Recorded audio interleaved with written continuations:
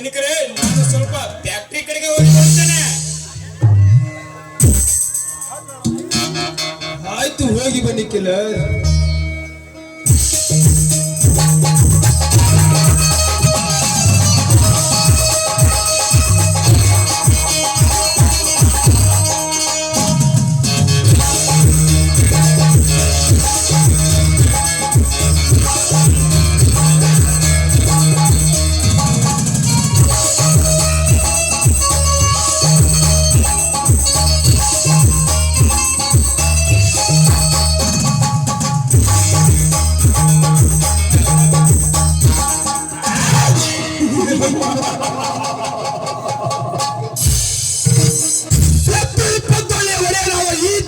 ಶ್ರೀಮಂತರೆಲ್ಲರೂ ಹೆಜ್ಜೆ ಕಿತ್ತಟ್ಟರೆ ಪ್ರಳಯ. ನಾನು ಕೈ ಎತ್ತಿದರೆ ಕೈಲಾಸದ ಪರಶಿವನ ಗಡಗಡ ಗೊತ್ತಿರುವಾಗ ಇನ್ನು ಈ ಸಾಮಾನ್ಯ ಜನರ ಗತಿ ಏನು?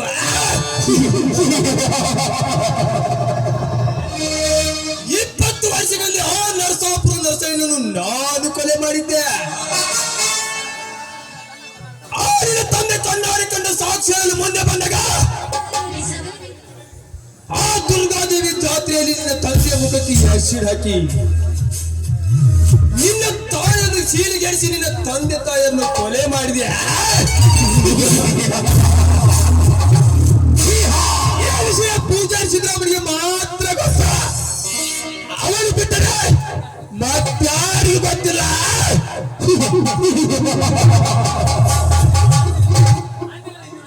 ಹಿಂದಿನವರೆಗೆ ಆ ಸಿದ್ದರಾಮಯ್ಯ ಸುಳ್ಳುವೇ ಸಿಕ್ಕಿಲ್ಲ. ಒಂದು ವೇಳೆ ಏನಾದರೂ ಸಿಕ್ಕರೆ ಅವನು ಕೂಡ ಕೈಲಾಸಕ್ಕೆ ಪಾರ್ಸಲ್ ಮಾಡಲೇಬೇಕು.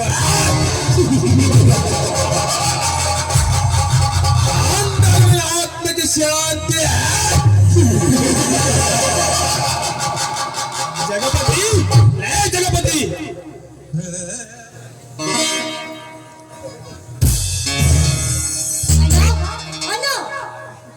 ಯಾಕಮ್ಮ ಪ್ರಿಯಾಂಕ ಕೋಪದಲ್ಲಿ ಬಂದಂತೆ ಕಾಣುತ್ತೆ?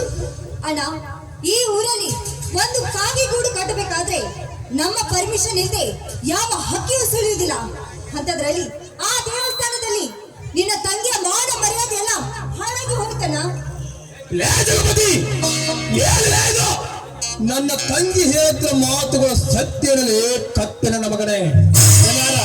ನಿಮ್ ತಂಗಿ ಹೇಳೋ ಮಾತನ್ನ ಕರೆ ಐತಿ ನೋಡ್ರಿ, ಕರೆ ಐತಿ. ಏನಾಯ್ತಂತ ಬಿಸಿ ಮಗನೇ, ಇಲ್ಲದಿದ್ದರೆ ನೀನನ್ನು ಜಾಡಿಸಿ ಬದಿಬೇಕನೆ ಮಗನೇ. ಅಣ್ಣ, ಸುಮ್ಮನೆ ಇವನ ಮೇಲೆ ದರ್ಪ ತೋರಿಸಿದ್ರೆ ಏನಾಯ್ತು? ಇದೇ ದರ್ಪ ಆ ತಿರುಕನ ಮೇಲೆ ತೋರಿಸು.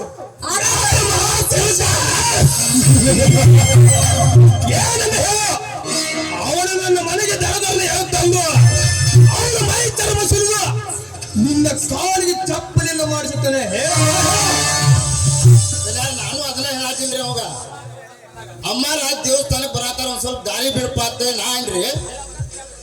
ಅಲ್ಲಿ ಅವ ಮಗ ಸೂರ್ಯ ಬಂದಿದ್ರಿ. ಏನ್ ಮಾಡಿಲ್ಲ? ಸಮಾಧಾನ ರೀ, ಸಮಾಧಾನ. ನಮ್ಮ ಪ್ರಿಯಾಂಕ ಅಮ್ಮಾರ ದೇವ್ರ ಕಲ್ಪ ಸ್ವಲ್ಪ ದಾರಿ ಬಿಡತ್ತನ್ರಿ. ಅವ ದಾರಿ ಬಿಡಲ್ರಿ. ಅವ ಏನಂತ ಗೊತ್ತೈತ್ರಿ? ಲೇ ಅವೇನ್ ಸಾವುಕಾರ, ನಿಮ್ ಸಾವುಕಾರ, ನಾ ಏನ್ ಮಾಡಂಗಿಲ್ಲ, ದಾರಿ ಬೇಕು ನಿಮ್ದು ಸಾವುಕಾರ ತಂಗಿಗೆ ದಾರಿ ಬೇಕಾದ್ರೆ ಅಂದ್ಬಿಟ್ರಿ. ಯಾರೇ ಆ ಮಗ ನನ್ನ ತಂಗಿ ಈ ರೀತಿ ಬೊಗಳಿದ್ದಾನೆ? ಮಗ ತಿನ್ನಲಿಕ್ಕೆ ಕೂಳು ಇಲ್ಲದ ಸೋಮನೆ ಬಿಟ್ಟರೆ ನನಗೆ ಬಾಯಿ ಬಂದಂತೆ ಬೊಗಳಿದ್ದಾನೆ ಆ ಬಂಡ ಬಂಡಿಯ ಮಗ. ಹಂಚಿಪ್ಪ ನಾವು ಲಪ್ಪನ್ ನನ್ನ ಮಗನ, ನುಚ್ಚ ನನ್ನ ಮಗನ, ಹಂಗ ಹಿಂಗ್ ಸಿಕ್ಕಾಪಿಟ್ಟು ಬಿಟ್ರಿ. ನನಗೆ ಈ ರೀತಿ ಅವಮಾನ ಮಾತನಾಡಿದ ಮೇಲೆ ಅವನ ಸೊಮ್ಮನೆ ಬಿಡಬಾರ್ದಲೇ ಮಗನೇ. ಅಷ್ಟ ಅಲ್ರಿ, ನಮ್ ಪ್ರಿಯಾಂಕ ಅಮ್ಮಾರ್ನ ಐತ್ರಲ್ಲ, ಕೈ ಹಿಡಿದ್ರಿ, ಬೆಲ್ಲ ಕೊಟ್ಬಿಟ್ರಿ. ಅಪ್ಪ ಕೊಡ್ಕೊಂಡ್ರಿ, ನನ್ ತಟ ತಟ ತಟ ಸುರಾಕೈತ್ರಿ. ಏನು ಬಾಯಾಗಿನ ಜ್ವಾಲ್ರಿ.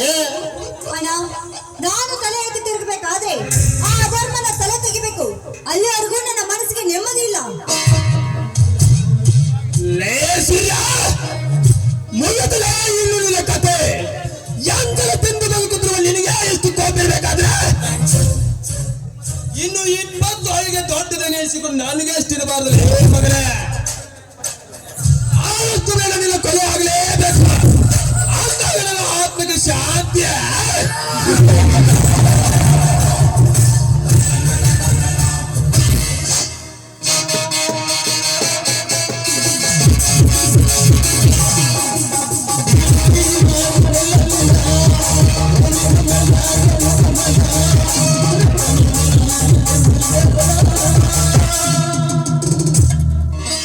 ಮತ್ತೇನು ದನಿಕರೇ, ಏನೋ ಸೀರಿಯಸ್ ಆಗಿ ಮಾತನಾಡ್ತಿರೋರಲ್ಲ, ಏನದು?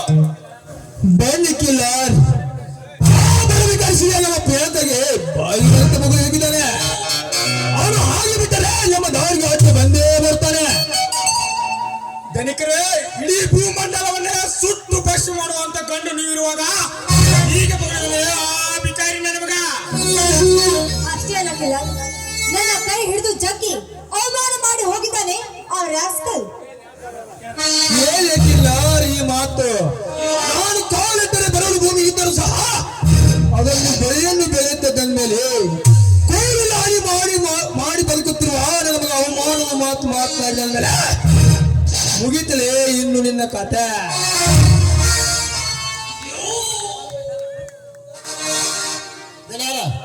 ಒಳಗ ದಮ್ಮುಕ್ಕ ತೊಗೊಂಬರ್ಲೇನ್ರ? ಬಂದೋಕ್ರಿ. ಜಗಮತೆ ಸೋಮನಲ್ಲೇ ಮಗನೇ, ಹಾವು ಕಚ್ಚಿನಿಂದ ಕೈಯನ್ನು ಕತ್ತರಿಸಬಾರದು ಕತ್ತೆ. ಹಾಗೆ ನಾವು ಮುಳ್ಳನ್ನು ಮುಳ್ಳಿನಿಂದಲೇ ತೆಗೆಯಬೇಕು. ಇಲ್ಲ ಆದಷ್ಟು ಬಗೆ ಇದಕ್ಕೊಂದು ತಕ್ಕ ಉಪಾಯ ಹುಡುಕಲೇಬೇಕು. ಅದಕ್ಕೆ ಯಾಕೆ ಯೋಚನೆ ಮಾಡುತ್ತಿರೋ ಧನಿಕರೇ? ನನ್ನ ಕ್ಲೋಸ್ ಫ್ರೆಂಡ್ ತನ್ವರ್ಲಾಲ್ ಅಂತ ಇದ್ದಾನೆ. ನೀವು ಅವನಿಗೆ ಕಣ್ಣು ಮುಚ್ಚಿ 50,000 ಹಣ ಕೊಟ್ಟರೆ ಆ ಸೂರ್ಯನ ಅಂತ್ಯಕ್ರಿಯೆ ಮುಗಿತಲು ತಿಳಿದುಕೊಳ್ಳೆ. ಮಿಸ್ಟರ್ ಕಿಲ್ಲರ್, ಆದಷ್ಟು ಬೇಗ ಆ ಗೆಳೆಯನನ್ನು ಕರೆಸಿಬಿಡ. ಜಗಮತಿ ಒಳಗಡೆ ಹೋಗಿ ಹಣದ ಸೊಡಕೆ ತೆಗೆದುಕೊಂಡು ಬಾ.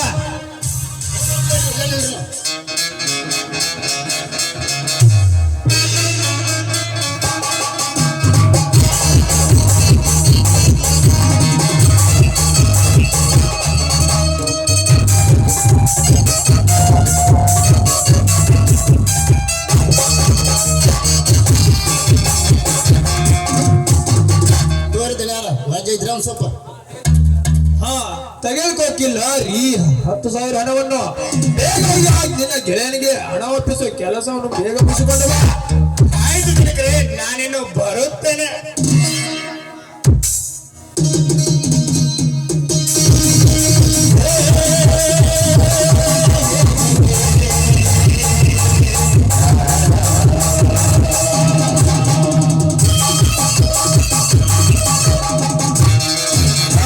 ಪ್ರಿಯಾಂಕಾ, ನೀನು ಒಳಗಡೆ ನಡೆಯಮ್ಮ. ಸರಿ ಅಲ್ಲ?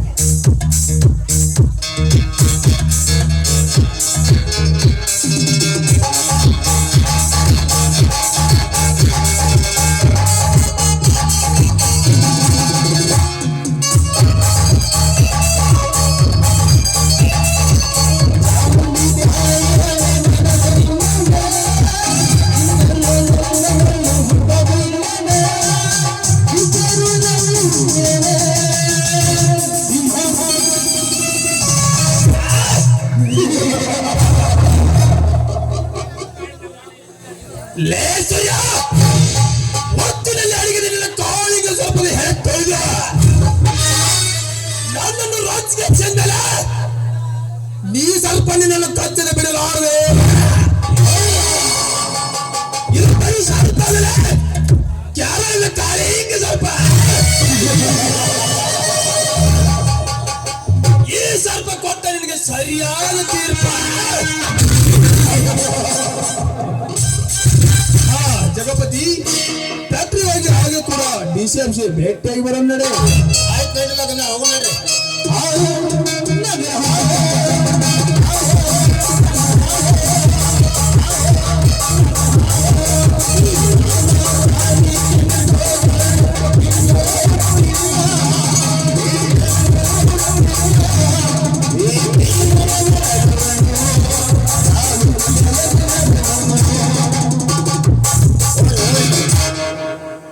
ಇವರಿಬ್ಬರು ಒಳಗ ಬೆಂಕಿ ಹಚ್ಚಿ ಕಡ್ಡಿ ಕೊಲದ ಕ್ಯಾಸ್ ಉರಿ ಹಚ್ಚಿ ಆ ಉರಿ ಒಳಗೆ ನಾನು ಹೆಸರು ಕಾಸ್ಕೊಲಿಲ್ಲ ಅಂದ್ರೆ ನನ್ನ ಹೆಸರು ಸೈತ್ಯ